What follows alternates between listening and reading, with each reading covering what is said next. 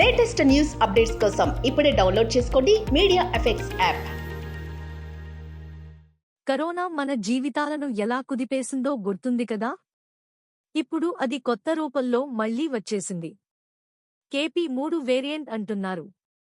ఇది అట్టాంటి కరోనా కాదు, కింగ్ సైజ్ వైరస్ అని అంటున్నారు. ఇది చాలా వేగంగా వ్యాపిస్తోంది. అమెరికాలో KP3 వేరియంట్ వేగంగా విస్తరిస్తోంది. జూలై 1 నుంచి 7 వరకు ఆసుపత్రుల్లో రోజుకు సగటున 30 కొత్త ఇన్ఫెక్షన్ కేసులు నమోదయ్యాయి. ఇది ఒక పెద్ద పెరుగుదల. వైద్య సదుపాయాలు ఒత్తిడికి గురవుతున్నాయి. ప్రెసిడెంట్ జో బైడెన్ కూడా ఈ వేరియంట్ బారిన పడ్డారు. డాక్టర్లు, ఆరోగ్య నిపుణులు అందరూ అప్రమత్తంగా ఉండమని చెబుతున్నారు. KP3 ఎందుకు ప్రమాదకరం? వైరస్ ప్రతిసారి పరివర్తన చెందుతుందనగా మరింత ప్రమాదకరంగా మారుతుంది.